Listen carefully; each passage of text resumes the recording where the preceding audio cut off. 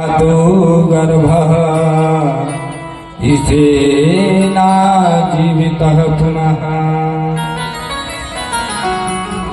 माता जी कल की कथा कहाँ पर विश्राम हुई थी? माता जी कल की कथा कहाँ विश्राम हुई थी?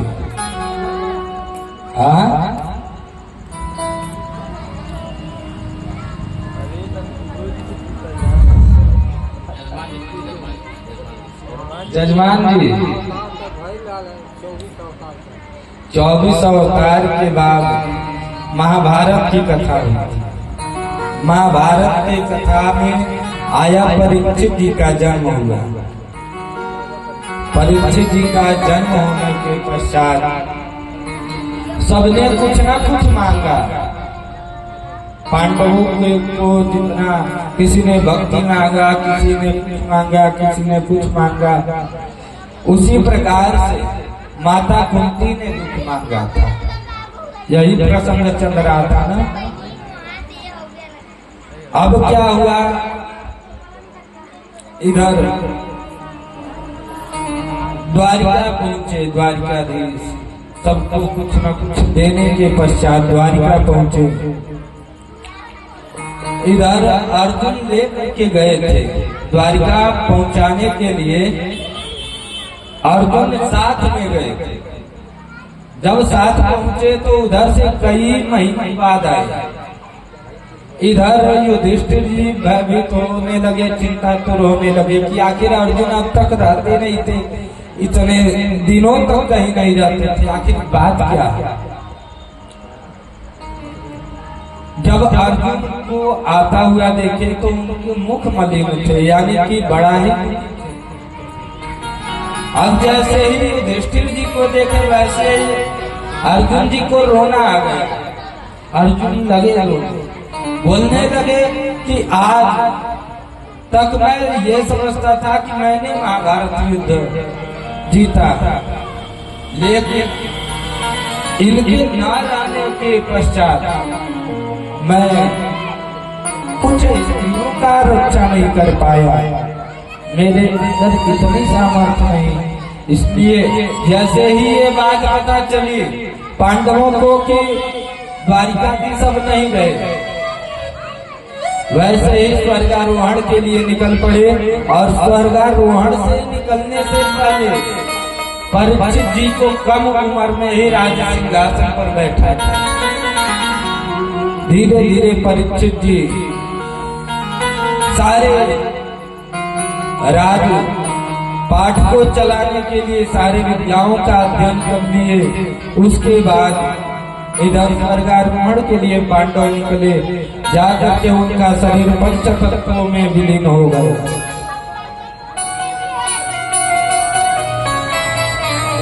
अब परीक्षित जी महाराज का विवाह हुआ उत्तर की पुत्री इरावती के साथ। इरावती के साथ विवाह होने के पश्चात 4 पुत्र हुए, जिनमें बड़े पुत्र का नाम था जन्मेजय। कई जगह पर ऐसा सुनने के लिए मिलता है कि सांप देखने में तो जन्मेजय का नाम ले ले, सांप अपने रास्ते निकल जाएगा। उसी प्रकार से बड़े पुत्र परीक्षित जी के बड़े पुत्र का नाम जन्मेजय पड़ा। इधर एक दिन राजा परीक्षित सोचे कि क्यों न मैं राजकोष में जाकर के थोड़ा सा निरीक्षण कराऊं। राजकोष में गए तो राजकोष में जाकर के वहाँ सारी जगह घूम करके भ्रमण करके आए। और धीरे धीरे समय व्यतीत हुआ। एक इतना सुंदर मुकुट था, देख करके मन मुग्ध हो गए। जैसे कोई सामान ऐसा होता है कि व्यक्ति देख लेंगे तो ये होता है कि इसको ले ही ले। उसी प्रकार से राजकोष में गए तो उस मुकुट को लेकर के धारण करके निकल गए शिकार खेलने के लिए। जब शिकार खेलने के लिए गए तो उधर वहां पर क्या होता है, एक काला कलूटा व्यक्ति बैल को दौड़ा रहा है, जिसका 4 पैर में से 3 पैर तो काट दिया, 1 पैर है, और उस पर भी वह बैल किसी प्रकार से चल रहा है, भाग रहा है उससे जान बचाने के लिए।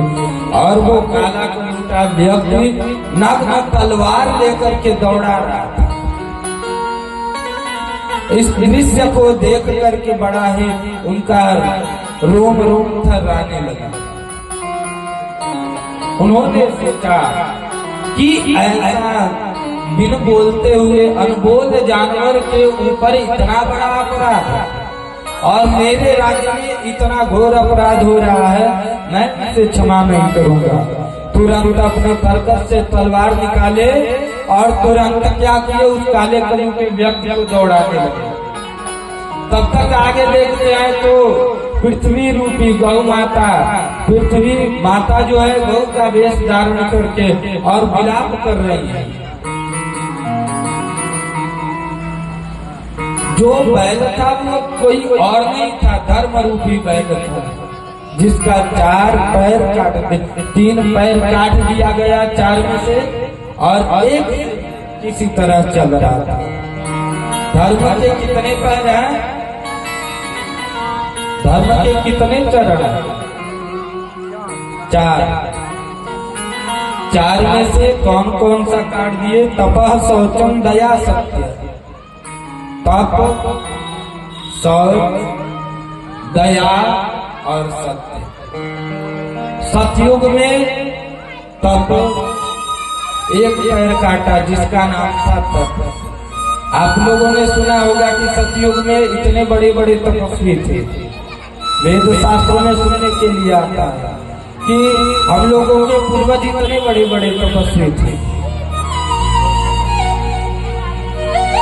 उसके बाद त्रेता आया।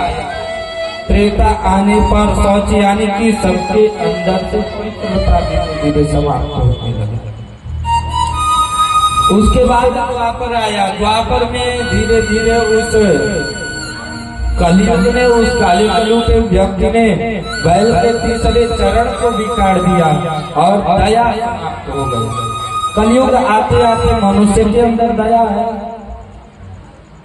अगर कोई बगल में पास पड़ोस के लोग बढ़ रहे हैं आगे, तो देख करके ये होता है कि कैसे इतना आगे बढ़ रहा है।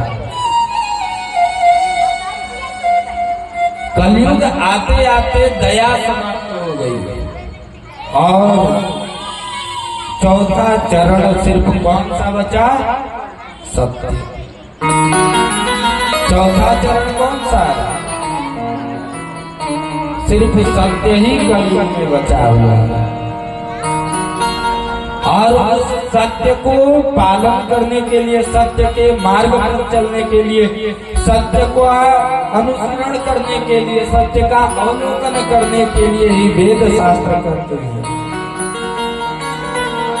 कि आप सत्य के मार्ग पर चले, सत्य का पालन करें। सत्य आप अपने कर्मों पर अड़ी रहिए तो कभी आप परास्त नहीं हो सकते। कहा गया है कि सत्य परेशान हो जाता है लेकिन परास्त नहीं हो सकता। अब उस व्यक्ति को देख करके जैसे ही तरकश से तलवार निकाले राजा परीक्षित मारने के लिए, वैसे ही वह शरणागत हो गया। पांडवों ने जाते जाते स्वर्गारोहण के लिए जाते जाते एक उपदेश दिया था कि दुश्मन भी अगर चरण में आ जाए, दुश्मन भी अगर दरवाजे पर आ जाए तो उसको माफ कर देना। ये बात राजा परीक्षित को याद आ गई। उन्होंने क्या किया? कलयुग को देख करके माफ कर दिए। बोले कि तुम इस राज्य को छोड़ करके चले जाओ। उस व्यक्ति ने कहा कि प्रभु मैं जाऊं तो कहाँ जाऊं? हर तरफ आप ही है, आप ही का राज्य पूरे ब्रह्मांड में है, और मैं जाऊं तो कहाँ जाऊं? आप ही कोई स्थान दे दीजिए। जैसे कोई परेशान हो जाता है किसी व्यक्ति से, तो ये कहता है कि घर छोड़ के चले जाओ। लेकिन ये सोचता है व्यक्ति कि आखिर जाए तो कहाँ जाए। ये होता है कि हमें कोई किनारे स्थान दे दो। घर परिवार के लोग किनारे कहीं स्थान दे देंगे। उसी प्रकार से राजा परीक्षित ने कहा कि जाओ तुम्हें 4 स्थान देता हूँ। 1 स्थान 2 स्थान नहीं, सीधे 4 स्थान के लिए बोलो। द्योतम पानम स्त्रियः सूनाम यत्र धर्माश्चतुर्विधाः। द्योतम पानम स्त्रियः सूनाम, यानी कि जहाँ पर जुआ खेला जाता है। पहला स्थान कौन सा है? जहाँ पर जुआ होता है वहां पर कलयुग का पहला स्थान है। द्योतम पान, यानी कि जहाँ पर मदिरा पान किया जाता है। जो घर में मदिरा पान करके आता है उस घर में सुख शांति रहता है, वह धीरे धीरे समाप्त होने लगता है। जितना यश कीर्ति वैभव आपका फैला हो, अगर बुरी संगत कर लीजिए तो उसका परिणाम देख लीजिए।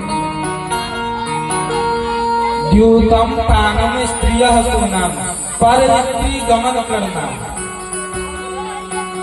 और हिंसा, यानी कि अपने से दुर्बल व्यक्ति, अपने से कमजोर व्यक्ति को जहाँ पर प्रताड़ित किया जाता है, अपने से कमजोर व्यक्ति को जहाँ दबाया जाता है। कोई अपने से बड़े व्यक्ति को दबाता है या अपने से कमजोर को ना, और उससे भी कहीं बीच मिल गया तो उसी प्रकार से 4 स्थान दिए कि जाओ तुम्हारा जो हरकत है उसी प्रकार से तुमको स्थान भी देते। जैसे मनुष्य के अंदर जैसा विचार होता है वैसे ही उनके मित्र भी बनते हैं। हे बाबा बहनी लोग,